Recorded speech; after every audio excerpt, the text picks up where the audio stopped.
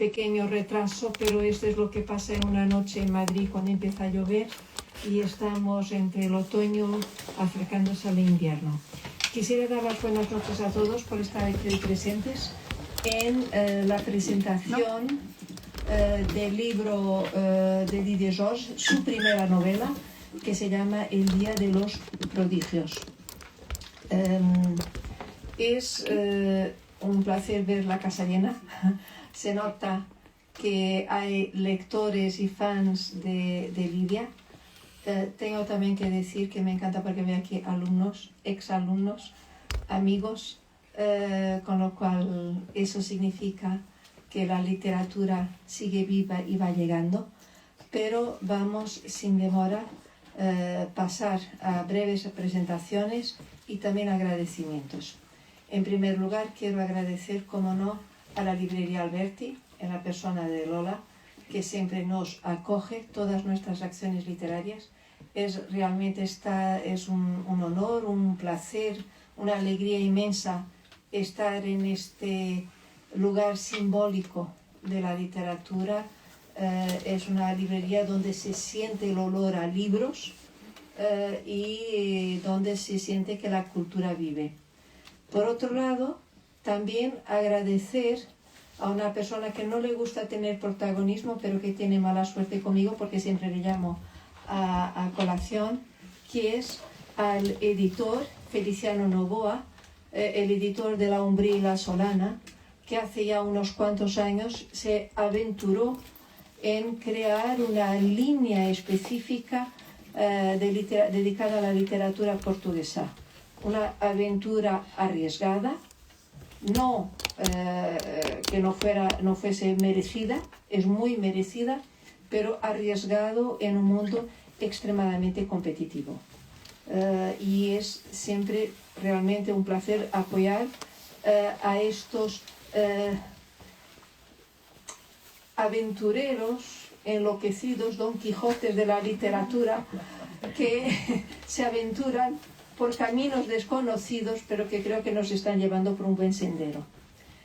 Después, como no, en nombre del Instituto Camões y de la Embajada de Portugal, las instituciones que estoy aquí representando, es para nosotros siempre un honor poder contar con la presencia de una figura como Lidia Georges. Lidia Georges, yo voy a empezar ya por presentarla. Yo creo casi que no necesita presentaciones, pero es una de las escritoras más importantes de la literatura portuguesa contemporánea. Está traducida en innumerables lenguas, no las voy a enumerar porque no terminaríamos, y ha recibido los premios literarios más importantes del panorama literario. Quizás, y solo para que tengáis en cuenta, por ejemplo, recibió el Gran Premio Field de Literatura de Lenguas Romances en Guadalajara, México. Recibió en 2023, acercándonos, el premio Médicis, y, porque el editor no me perdonaría, ya lo dije hoy, esta mañana y lo volveré a decir, él, mira cómo dice que sí, el premio San Clemente, ¿no?, de Galicia, que además hay que situarlo geográficamente por si acaso. Después también nos acompaña, y es siempre un placer también, y es quien va a llevar después la voz cantante en esta conversación. Imaginaros que estáis alrededor de una mesa de café, nada más portugués, con una bica, como Dios manda, un café como Dios manda, y acompañado con un pastel de nata. En el imaginario, y la literatura nos permite ir por esos senderos. Nos acompaña Alfonso Armada, periodista, escritor, fue corresponsal de los periódicos más importantes de este país, entre ellos El País, ABC, La Vanguardia, y ha publicado también varios libros. Voy solamente a destacar algunos: Cuadernos Africanos, España, de Sol a Sol, El Rumor de la Frontera, etc., etc., etc. Nos iba a acompañar también en esta velada la novelista, la escritora, poeta y traductora y crítica literaria Núria Barrios. Infelizmente, o sea que es La autora de su última obra es La impostora, entre otras obras que tiene publicadas. Infelizmente, y los cambios de temperatura, fríos, los virus que andan pululando por ahí, pues está enferma y infelizmente, y muy a su pesar, no nos puede acompañar. En ese sentido, deseamos sencillamente que se recupere pronto y que pueda estar en otra ocasión con nosotros para disfrutar y hablar sobre literatura. Por último, y con esto voy terminando mis presentaciones, decir que el Día de los Prodigios, que es el nombre que ha adoptado para español, ha sido traducido por, quizás en el mundo académico, por uno profesor y traductor que tanto está haciendo por crear puentes entre Portugal y España, que es el profesor Antonio Sáez Delgado, que es el director de la Cátedra de Estudios Ibéricos de la Universidad de Évora, en Portugal, un extremeño, una vez más, que afianza y estrecha lazos entre Portugal y España. Antes de pasar la palabra a Alfonso y a Lidia, me gustaría solo, y a partir de aquí después habláis, recordar o leer apenas una palabra tan española, el aperitivo, aunque sea tardío, del inicio de la obra en español. Y dice: un personaje se levantó y dijo: esto es una historia. Y yo dije: sí, es una historia. Por eso podéis quedaros tranquilos en vuestros sitios. Atribuiré a todos los eventos previstos sin que suceda nada definitivamente grave. Otro dijo también, y hablamos todos al mismo tiempo. Y yo dije: estaría bien para que quedase claro el desacuerdo, pero será más elocuente para los que crean en las palabras, que se entienda lo que dice cada uno. Entrad despacio. Mientras uno piensa, habla y se mueve, que los demás esperen su turno. El breve tiempo de una demostración. Y a partir de aquí, creo que puedes empezar hablando despacio. Hola, buenas tardes, buena tarde. Un placer, Lidia, tenerte otra vez aquí en Madrid, y gracias a Dolerti por acogernos una vez más, e intentaré hablar despacio. Bueno, has hecho una buena lectura, qué mejor manera de empezar hablando de un libro que empezar viendo el libro. Y mientras lo leías, me recordaba un verso de Dylan Thomas, creo que es Dylan Thomas, de entrar suavemente en la noche, porque es una forma de entrar en este libro. Bueno, yo siento mucho que no nos acompañe Nuria, porque Nuria es una gran lectora y una gran crítica, y creo que hubiera sido un contrapunto necesario, porque no es un libro fácil este, a mi ver. Yo lo que he planteado es una conversación con Lidia, con muchas preguntas. Como tenemos una hora, me parece, escasa. Una hora completa.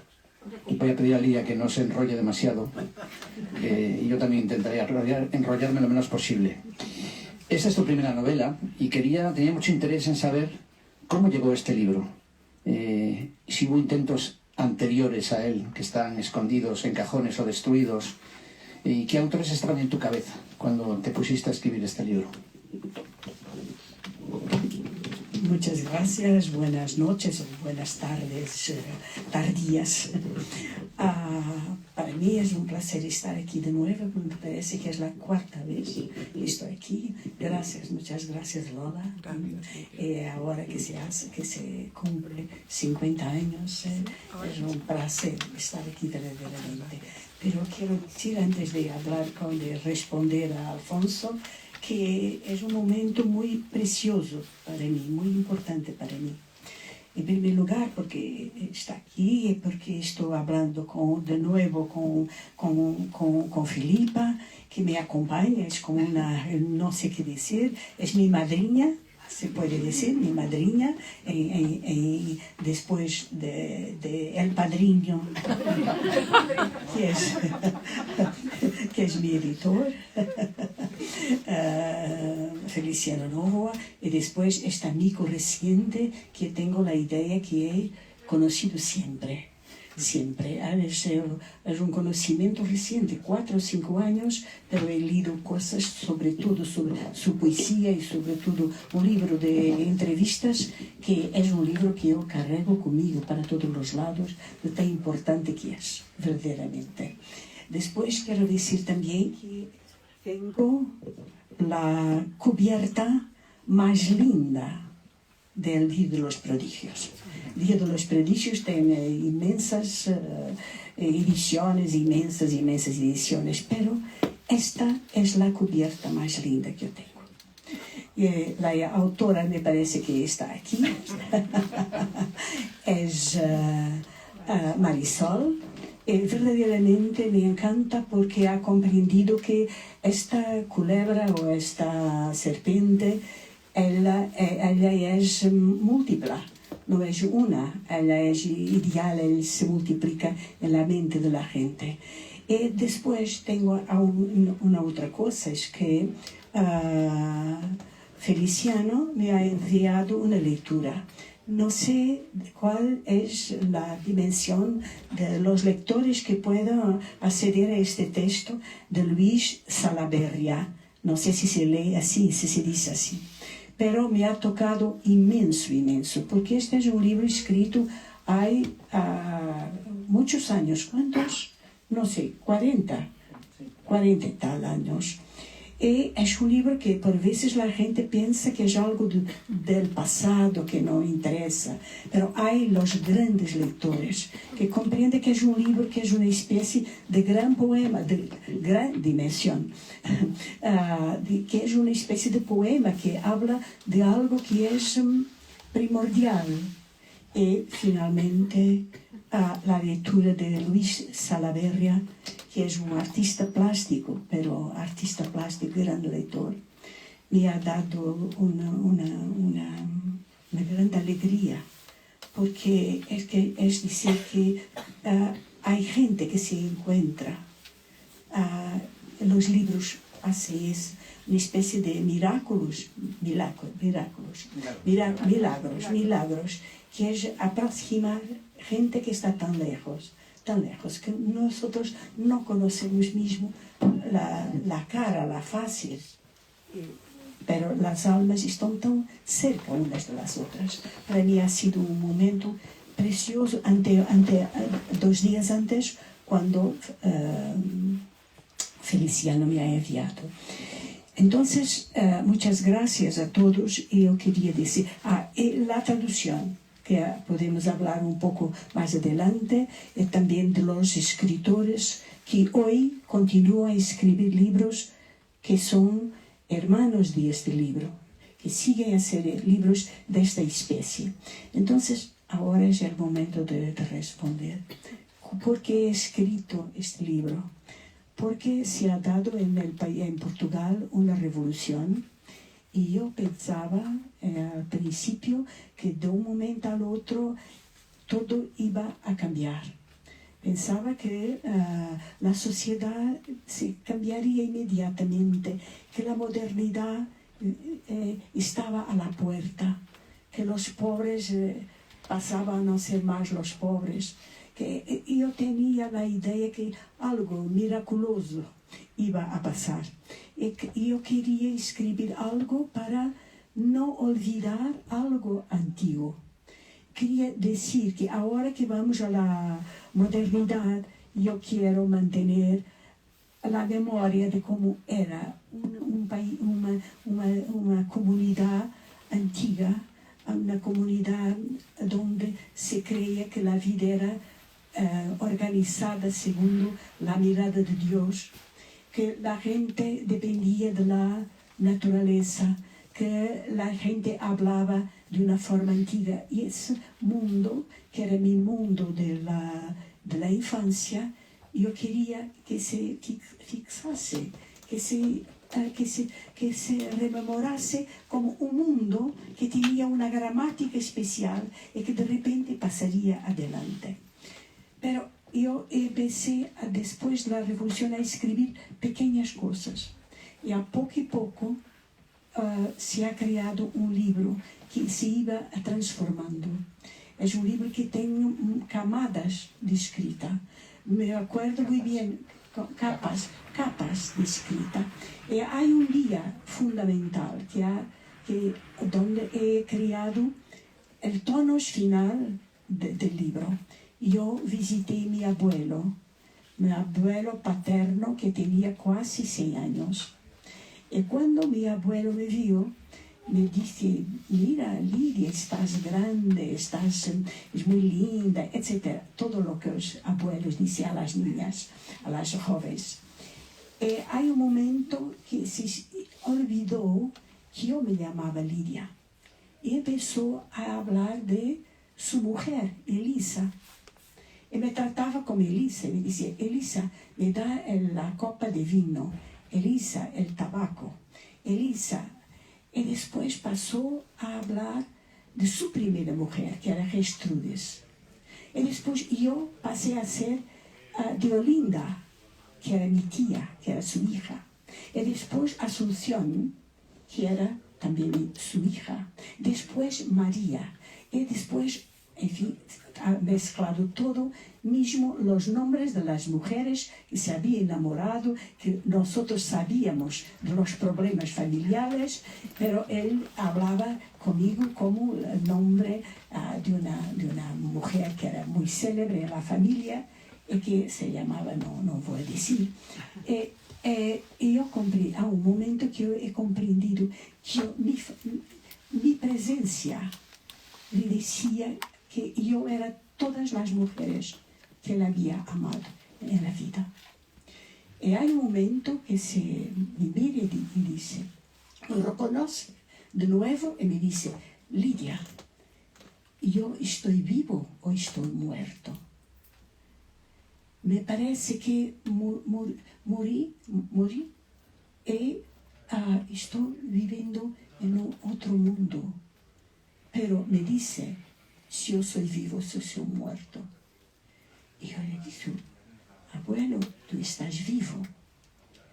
Pero en ese momento yo comprendí que, volviendo a casa, comprendí el tono que yo debería dar a este libro. Es que hay una sobrevivencia de la gente. Nosotros, es como la literatura es capaz de dar una dimensión no sé encontrar la palabra, mas una dimensión que nega que los muertos sean completamente muertos en cuanto hay memoria. Y llegando a casa, yo empecé a transformar ese libro. Es un libro sobre esa memoria, pero donde la memoria no está en el pasado, la memoria transcorre al presente, en la fantasía de los que sobreviven. Entonces yo acabé por escribir ese libro, evidentemente sobre una cosa importante que era la Revolución Portuguesa. Para ser no tan larga, quería decir también que al final yo escribí sobre una memoria de un pequeño pueblo. ¿Este está? Sí, sí. A la memoria de un pequeño pueblo, pero donde se ve o donde está la trama política detrás. Hay una trama política detrás que es vivida por las personas individuales. He creado porque Alfonso me pregunta cómo yo escribí este libro contra corriente del tiempo. Era el momento, en 80, que uno no escribía más con las palabras populares. Era algo que no se escribía más, no se quería escribir sobre la gente de la tierra. Era algo antiguo. Todo era contra. Me decía, todos los ingredientes eran ingredientes arcaicos. Por ahí se ha dado una especie de milagro, porque la gente, cuando empezó a leer este libro, ha comprendido que había algo de importante para ellas. Yo no pensaba así. Es un libro que me ha dado, como decir, la sorpresa de que mi inocencia de escritora, hoy no soy más inocente, pero en ese momento yo era verdaderamente inocente, no tenía idea ni de lector, ni de crítica, ni de nadie, de publicidad de los libros, de ventas, nada absolutamente. Era un libro que ha salido como mi experiencia personal, que podría quizás estar para siempre en la venta, en el cajón. Y por milagro se ha transformado en un libro que hoy puedo decir que sobre todo mis enemigos, porque los tengo, dicen que es lo más importante que he escrito. Es un libro extraño, es un libro que yo creo que es un libro, hablaremos después de la Revolución porque tiene un papel muy importante en el libro, por supuesto, pero creo que desde el punto de vista literario es un libro revolucionario por el uso que haces de las voces y los ecos, y por eso te preguntaba, cuando lo escribiste, a mí me han venido resonancias, y no sé si estaban en tu cabeza, de escritores como Virginia Woolf o como James Joyce, y no sé si hay también escritores portugueses de esa época o anteriores, muy vanguardistas o brasileños, que están detrás, porque creo que hay un esfuerzo increíble en el libro de encontrar esa voz, esas voces, que no se sabe si están aquí o están allá, que conviven, que se mezclan, y obliga al lector a tener una atención máxima mientras lee y perseverar para descubrir, porque el libro es como un gran mosaico de piezas que se van ensamblando a medida que se leen. Comprendo tu cuestión, pero yo hice esas lecturas verdaderamente, pero cuando escribí, ellas no estaban como material funcional, no. Ha sido la experiencia, ha sido algo que era la prisa de escribir sobre algo que iba a desaparecer. Y por veces hay libros así. Yo voy a decir una cosa que esta mañana dijo y lo voy a repetir. Por veces hay libros que no tienen antecedentes y que no tienen descendientes.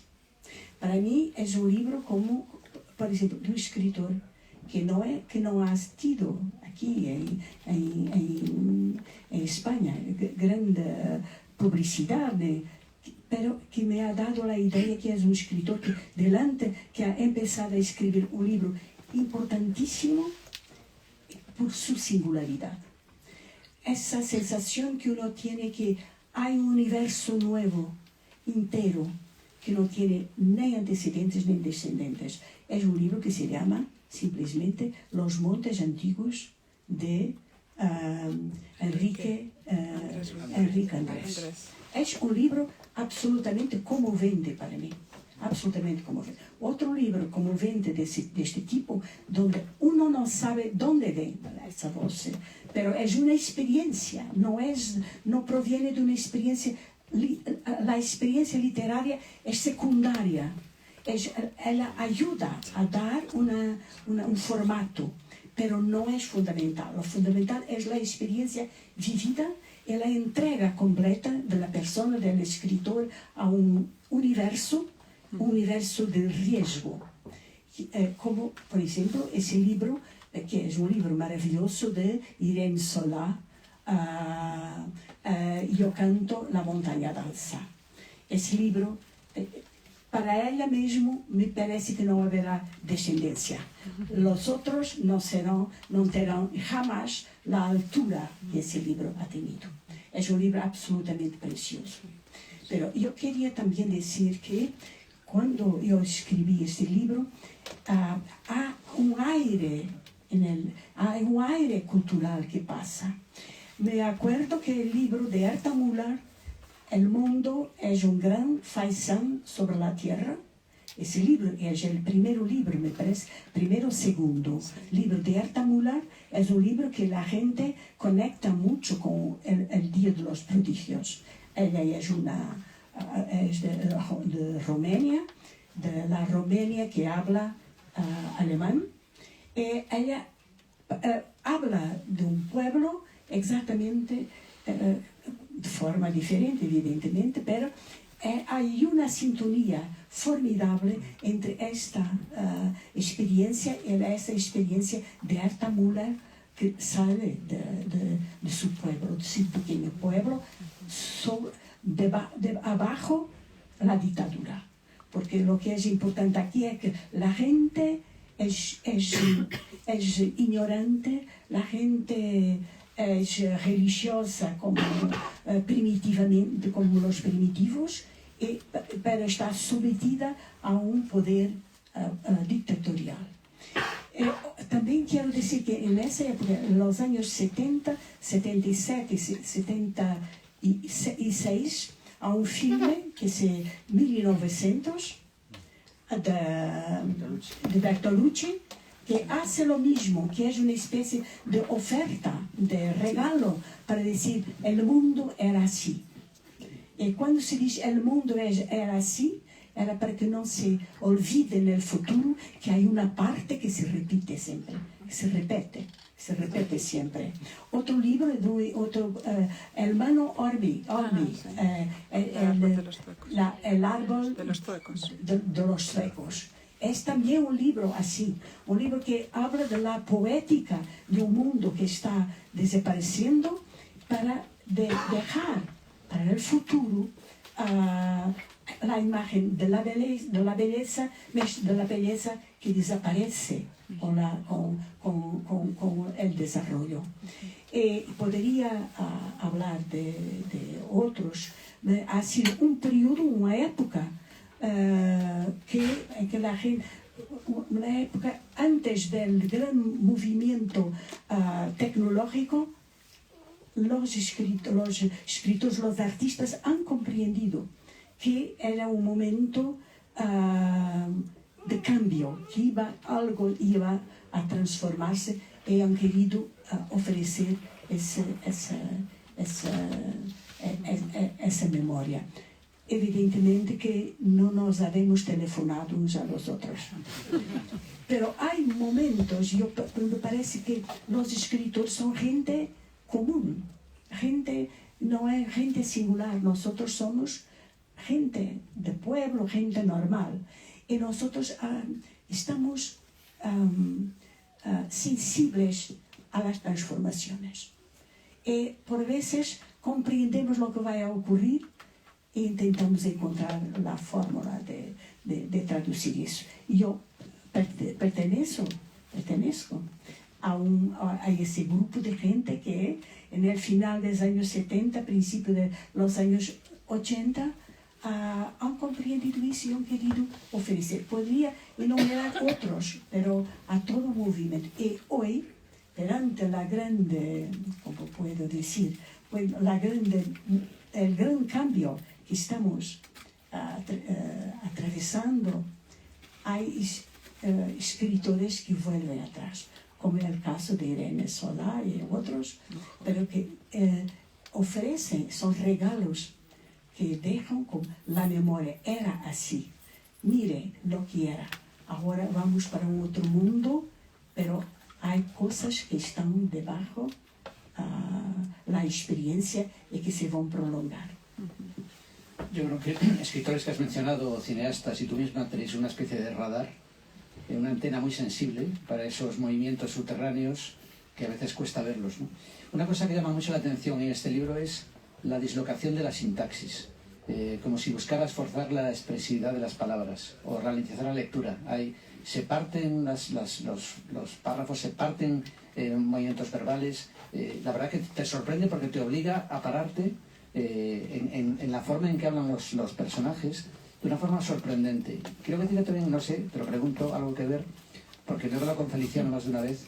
Eres una autora que prestas mucha atención, lógicamente, cuando escribes, pero también cuando hablas, construyes tus periodos verbales de una forma muy sensual y muy lógica. Está como muy bien estructurada cuando hablas, de una forma muy envolvente, y cuando escribes, está esa conciencia, pero en este libro en concreto hay una especie de ruptura, no sé si es parte de la revolución que estaba en el ambiente y querías aplicarla a la propia sintaxis. Sí. Yo he escrito como un poema longo, como algo que los radialistas conocen, que es la oralidad. El radialista sabe dónde parar. Y yo quería, escribiendo así, con puntos, con pausas, que no están marcadas por vírgulas, pero por puntos finales, para decir, aquí se para. Aquí es como si fuera para decir en teatro. Y ha pasado en el teatro, y ha pasado muy bien en el teatro, exactamente porque las hablas están marcadas ya están marcadas. Para mí ha sido muy importante porque es un libro que se radica en una tradición de oralidad, que es la oralidad de los campesinos, que hablaban unos con los otros, que leían unos para los otros, y que hablaban y que sabían de cor. Los campesinos, yo he conocido una especie de una Homera, una mujer, yo puedo decir que ha sido mi Homera cuando yo era pequeña. Era una mujer que no tenía un ojo, que no veía casi nada, muy vieja, toda cubierta de negro, muy pequeñita, que no tenía un buen perfume. No. Pero nosotros, las niñas y los niños, no había radio en el pueblo, no había televisión, no, mucho antes. Nos encantaba. Después de la escuela íbamos a oír a Encarnación, señora Encarnación. Ella trabajaba con las manos, las palmas, para hacer los cestos, exactamente. Y ella conocía de memoria los rimances, como él decía, los rimances populares. Entonces yo, Nao Catrineta, todas las historias tradicionales aprendí, y hoy ainda aún conozco algunos de los versos, exactamente porque ella nos decía. No sabía leer, no sabía escribir, no veía nada, pero tenía todo en la memoria. Esa era una cultura oral, era una cultura de la oralidad. Y cuando yo escribí el Día de los Prodigios, cuando yo digo que escribí de una forma inocente, es verdad, porque lo que yo quería era transmitir una memoria de la gente, de esa gente, o incluso la forma de narrar. Entonces, toda esa mezcla que tú dices que es difícil, yo comprendo, para un lector de hoy que lee sobre todo historias americanas, usted tiene mucha dificultad de leer. Es por eso que yo he agradecido tanto esta lectura, porque es alguien que ha dado su tiempo, que ha hecho lo que George Steiner ha dicho en Las presencias reales. Se debe entrar devagar, despacio, en un libro como si fuera la entrada en casa de un amigo. Es la expresión de George Steiner. Y creo que él, Salarrubia, ha entrado despacio, lentamente, como si fuera la casa de una amiga. Entonces, es eso, pero no tiene mérito.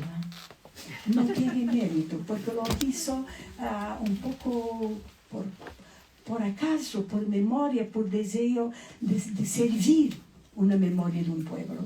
Bueno, hace falta tener un oído muy fino para captar estas ondas que no todos captan, esta especie de voces que están en el aire. Hay uno de los primeros prodigios del libro, quizá el más prodigioso es, y de hecho creo que la portada de Marisol le hace justicia, es la historia de esta serpiente que desaparece cuando están a punto de matarla. Hay otro episodio también cuando una mula al final que la están maltratando de mala manera y también acaba escapándose. O sea, la serpiente y la mula se escapan. Un perro no tiene tanta suerte y al final acaba muerto. Pero me llama la atención mucho la presencia de los animales maltratados, que es parte de la realidad del Alentejo y de muchos pueblos españoles también. Y el Algarve, claro. Y en qué medida esta especie de, esta aparición de estos animales que acaban salvándose del maltrato de los hombres, a mí me ha conmovido profundamente y creo que hay un mensaje ahí bastante claro. Me gustaría que hablaras un poco de esa presencia de los animales en este pueblo. Pero los animales son las sombras de las personas. Esas sevicias sobre los animales significa que las sevicias eran sobre la gente. Era un mundo de crueldad. Y entonces, para mí, esa mula era la mujer. Pasa el volante, ese personaje que es cruel, golpeaba a su mujer y golpeaba a la mula. Su mujer no tenía capacidad de revuelta, pero de revolverse. Pero la mula, sí, la mula se ha reído, se ría del patrón y se fuía. Ella sí, ella tenía la capacidad de decir no cuando la mujer no tenía. Su mujer era una especie de Penélope enraivecida. No es una Penélope que espera a su marido, es al contrario. Ella ella bordaba un dragón en una cubierta. Se dice una cosa, se dice una manta para cubrir la cama, la colcha. Sí, el símbolo de la cosa nupcial. Había dibujado un dragón y estaba siempre pensando que esa capacidad de bordar era esperando el momento en que el dragón pudiese volar y ser el fantasma de su libertad. Pero ella no es libre, nunca es libre. Y su mula, sí, su mula ha sido libre. Un personaje dice en un momento dado: me arden los ojos por los pensamientos. ¿Le pasa al autor también que a veces cuando escribe le arden los ojos? Y en este libro, ¿te ardían los ojos cuando lo escribías? Sí, yo creo que los escritores, muchas gracias, no me acordaba de eso. Sí, es verdad. Me parece que precisamente los escritores escriben con los ojos ardientes. Y yo tengo una frase que ahora es mi frase que irá conmigo hasta el final, una frase ocasional, pero que responde a eso, que es una frase que he dicho a una periodista venezolana que me preguntó cuál era la diferencia entre la literatura y la historia. Y yo dijo, la literatura lava con lágrimas ardientes los ojos fríos de la historia. Pero es verdad. Parece una proclamación gigantesca, pero no es una proclamación, es la verdad. Simplemente, nosotros, los escritores, tienen los ojos mojados de lágrimas, también de alegría. Pero en general, podríamos hablar mucho sobre eso, porque que nosotros escogemos el mal para hablar de él. Escogemos el mal, pero siempre con una compensación. Los escritores no son capaces de escribir solamente sobre el mal. Necesitan escribir al mismo tiempo sobre algo que compense eso. Sobre el mal solo no es capaz, no es posible, más que no sea la belleza de las palabras. Puede ser mal cuando se lee a Primo Levi y se lee aquella cosa extraordinaria que es su libro. Esto es un hombre. Si este es un hombre, hay una belleza. Lo que cuenta es horrible, pero la belleza de sus metáforas, la belleza de aquella proclamación inicial de ese libro extraordinario que dice: vosotros no podréis olvidar que nosotros pasamos por todo eso. Cuando las mujeres se transformaron en ranas, se dice ranas, cuando la gente no tenía nada, cuando los hijos no conocían más los padres, ese pasaje, ese incipit extraordinario de ese libro es algo que es tan bello que toca duplamente por el tema y que toca evidentemente por la forma. Y es así, no se puede escribir simplemente sobre el horror, no es posible. Es necesario algo que compense, algo que lleve como una especie de ¿cómo se dice?, de bandeja, una bandeja para hablar de eso. Bueno, es algo que intentas quizá cuando escribes en los periódicos, con tus artículos mensuales en El País, cuando haces esta especie de pinceladas del mundo contemporáneo con tantas noticias atroces, que intentas compensarlo con algo de belleza y con algo de esperanza. Siempre, a veces de forma oculta. Es por eso que yo cuento en general siempre una pequeña historia. Algo que que sobregasa. Por ejemplo, me ocurrió hablar de la relación con el pan.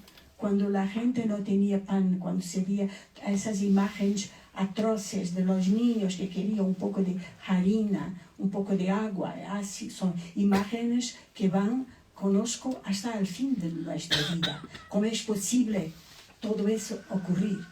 Y yo me acordé que la función del pan cuando yo era niña, el pan, lo que significaba, la gente que bendecía el pan. Hoy aún yo no soy capaz de tirar el pan desnudo.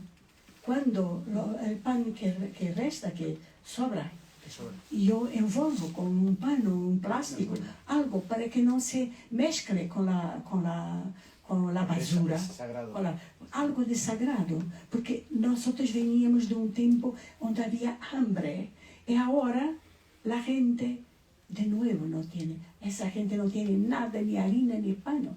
Entonces yo necesito de hablar de algo que compense un poco. En mis crónicas es siempre un poco así. Por veces no son bien crónicas, son un poco cuentos con un poco con la realidad actual. Pero la parte que yo tengo necesidad de compensar algo, no dejar que la brutalidad salga sola. Necesito de decir o directamente, o por una metáfora, o por un cuento, por una historia, una narrativa cualquier, una narración que diga: hay forma de compensar, hay un camino, hay una abertura. Es mi forma de enfrentar la crónica, que es la forma de hablar hoy de tanta cosa mala, al lado de cosas buenas. Por veces me gustaría de empezar en cuanto la gente muere, yo estoy escuchando los pájaros al sur de mi país, y es tan bueno que la luna llena viene, ilumina todo. Y cómo es posible que a unos cuantos kilómetros la gente está fluyendo, está dejando todo. Pero yo quiero decir que el mundo hay aún espacios donde se escuchan los pájaros, donde la luna es clara, donde hay silencio, donde hay felicidad. Y mi problema es que es posible ser feliz cuando uno sabe que tan cerca, sobre el mismo planeta, y tan cerca, la gente está muriendo por ambiciones horribles de unos contra los otros. Entonces yo, cuando siento la felicidad, porque la siento, siento mucha felicidad. Hay amigos, los amigos que vienen y que se sientan en sus hijas alrededor de una mesa y nosotros hablamos. Ayer, pasando por las calles de Madrid, los jóvenes están bebiendo cerveza y es tan lindo todo eso. Yo quiero pensar que el mundo hay y que la normalidad debería ser esa, que la otra parte es la anormalidad. Entonces, no sé si te respondí. Sí. Hay un momento prodigioso también en el libro, hacia el final, cuando en este pueblo tan alejado de Lisboa, comenta un vecino a otro: ¿todavía no sabes que en Lisboa los soldados han hecho una revolución para mejorar la vida de toda la gente? No ha habido ninguna baja. Porque les sorprende, están convencidos que ha habido muchos muertos. Y él dice: no ha muerto nadie. Y de repente aparecen estos soldados en este pueblo, aparecen con su tanque ahí en este pueblo perdido del Algarve. Y la verdad que es un momento para mí muy emocionante, sobre todo para alguien que vivió esta revolución, ¿no? ¿Qué nos sigue diciendo Abril hoy? Porque sigue siendo algo absolutamente insólito. En la historia de la humanidad ha habido pocos casos tan extraordinarios como un país que amanece, que hace la revolución, que no hay prácticamente muertos. Los fusiles se coronan con claveles, y este libro de alguna manera está soñando y viviendo esa revolución que después, bueno, al final se perdieron esas ilusiones, pero sigue estando ahí. Y este libro, que es una especie de homenaje a esta especie de sueño que cuajó de una forma absolutamente insospechada en este país vecino nuestro, en Portugal. Sí, ha sido algo que merece atención, que debería merecer atención, lo que ocurrió en Portugal. Ha sido el primero de muchos cambios que se han dado en la última parte del siglo XX, que es los cambios de regímenes sin efusión de sangre. Se ha pasado eso. No, en Portugal ha sido el primero, y por eso tiene tanta fuerza, pero ha pasado en muchos sitios. Samuel Actintan numera casi 70 lugares y dice que Portugal ha sido el primero. Ha sido verdaderamente impresionante lo que ha ocurrido, sobre todo durante 24 horas. Todo ha sido por bien, todo lo ha ocurrido bien. La gente que del antiguo régimen ha sido vencida sin ser muerta. Los únicos muertos y heridos han sido de los policías políticos, de la PIDE, los únicos, pero no de los revolucionarios. Ha sido un momento, es un caso de estudio. Hay montañas y montañas de estudios sobre lo que ha ocurrido en Portugal. Es como se dice, nosotros tenemos dos momentos importantes en nuestra historia, los descubrimientos con los españoles, es verdaderamente después la Revolución Portuguesa que ha anticipado el cambio español. Pero verdaderamente Portugal ha hecho eso, ha hecho ese cambio. Después se fue, pero ha quedado lo más importante, la democracia. Eso es por eso que yo tengo 2 libros sobre la revolución. Que lo escribí en los final de los años 70, el Día de los Prodigios, y después, hace 11 años, publiqué Los Memorables. Lo ha publicado también Gabriela Solana. Exactamente, Los Memorables, sobre el mismo tiempo. Soy la única escritora en Portugal que tiene 2 novelas sobre el 25 de abril. Pero me parece que es algo que mi generación no puede olvidar. Nosotros somos una generación que tiene esperanza. Y tenemos esperanza porque sabemos que cuando se quiere cambiar, se puede cambiar. Al contrario de la generación que ha venido después, que es muy más, yo diría, la palabra es dura, pero yo diría, es cínica, porque no cree en el cambio. La gente que ha venido después, yo los comprendo muy bien, pero pienso que las utopías son ideas falsas que crean sangre en las calles. Y que las banderas, banderas son pañuelos que tienen sangre porque defienden las fronteras. Son gente que no conoció el mundo sin libertad.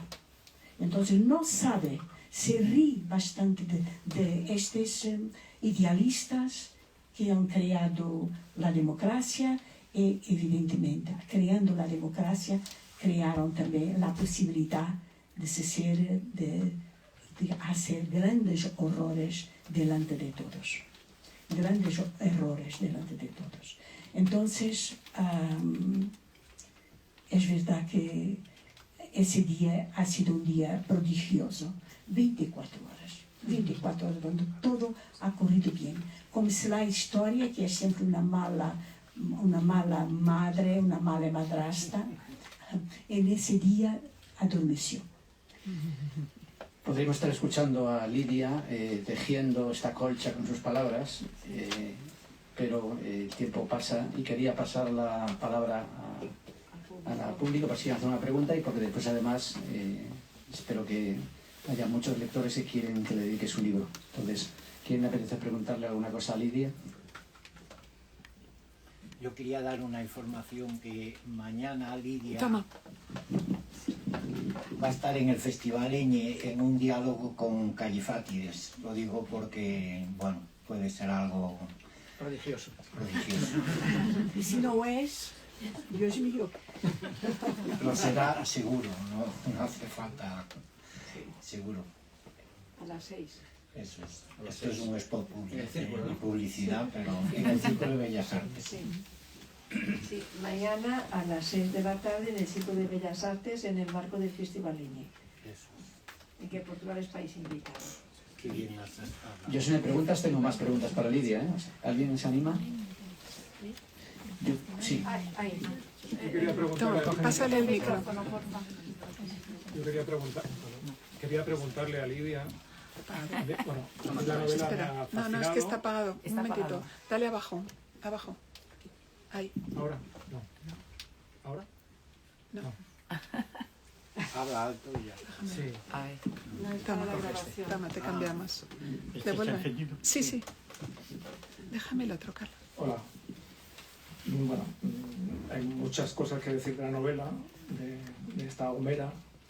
Para mí no es una novela contemporánea, sino es una novela preliteratura. O sea, es una novela que a mí me ha recordado a cuando no existía la literatura. Lo contaba muy bien Lidia cuando habla de lo oral, ¿no? Pero bueno, solo quería hablar, me ha gustado mucho el deseo de la mujer hacia... O sea, el erotismo en la novela. Porque todo es un poco, a veces sórdido, a veces escatológico, pero hay una visión del erotismo femenino que me ha parecido muy, muy bonito. En el caso de las dos Carmiñas, sobre todo de la joven, cómo describe a sus pretendientes, pero también incluso Branca, que tiene una sexualidad un poco desesperada con su marido, pero también tiene un deseo hacia un peón, ¿no? Hacia un hombre que va a visitarla de vez en cuando. Sí. Hay como libertad dentro de Branca, o sea, aunque está siendo maltratada, ella tiene un deseo, es como una fortaleza. El deseo se convierte en fortaleza. Sí, muchas gracias, Luis. Muchas gracias. Sí, yo he hablado del deseo precisamente porque no se consuma esa ausencia, la ausencia de lo amante, el deseo. El cantonero dice a Branca, nadie se liberta si uno no se quiere liberar.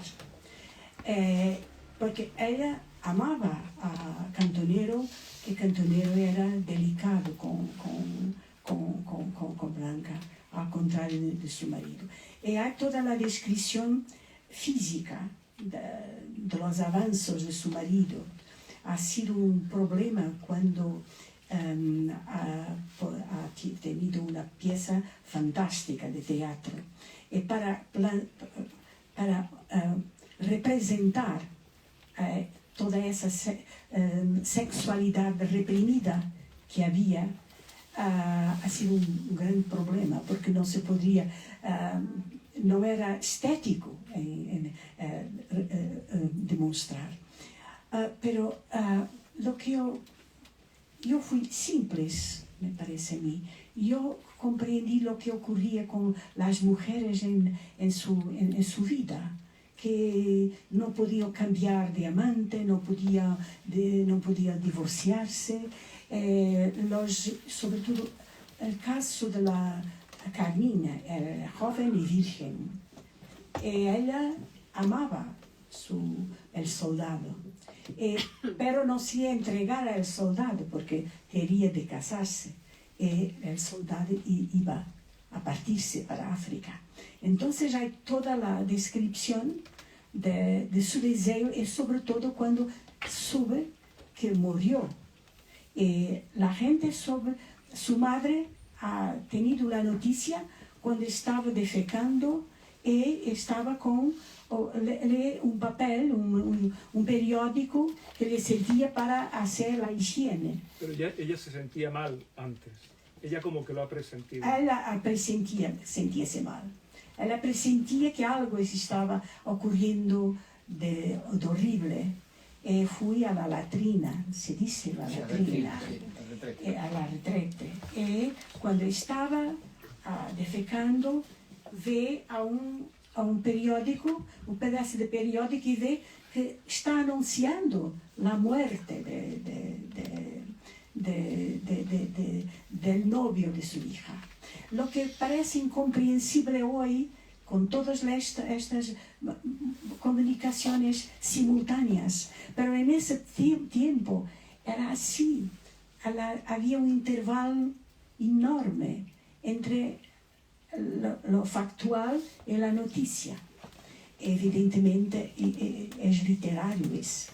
También, por supuesto, que en la realidad se decía antes de ser escrito. Pero para mí ha sido importante que esa mujer descubra que el novio de su hija se murió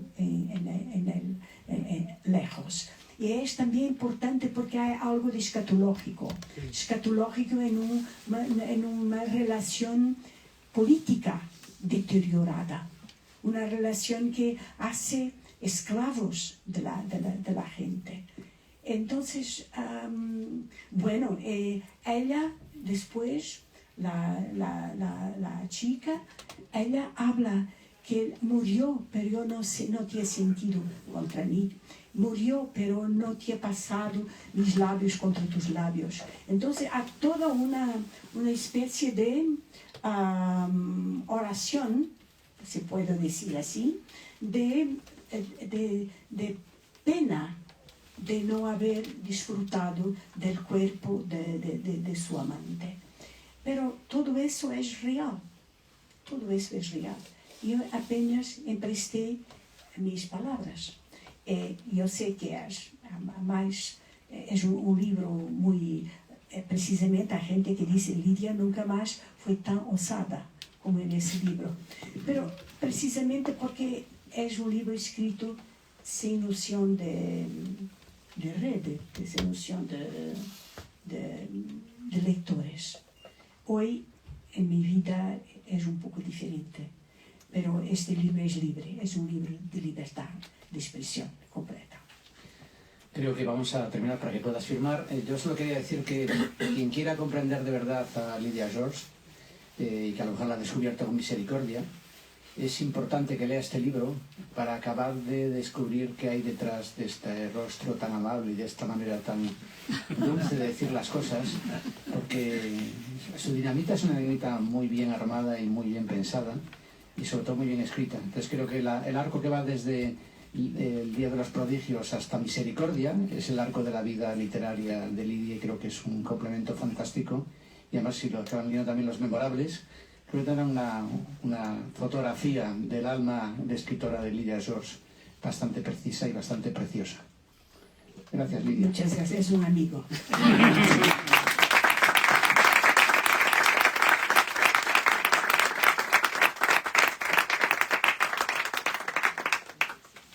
Muchísimas gracias, Lidia George, por venir otra vez aquí a la librería Alberti. Son 4 libros, yo espero que haya muchísimos más porque es un acontecimiento tenerte aquí. Tus palabras, tu voz, tu literatura, esa admiración personal, esa admiración literaria por ti y por tu país. Así que muchísimas gracias también a Filipa Suárez y a Feliciana Novoa, que hace posible este feliz encuentro de edición, de libros, de lectura en este lugar de Madrid, en esta esquina que ya sabes que es tu esquina y tu casa. Muchísimas gracias a Alfonso Armada también por traernos y por llevarnos de la mano a la literatura de Lidia hasta aquí. Muchísimas gracias.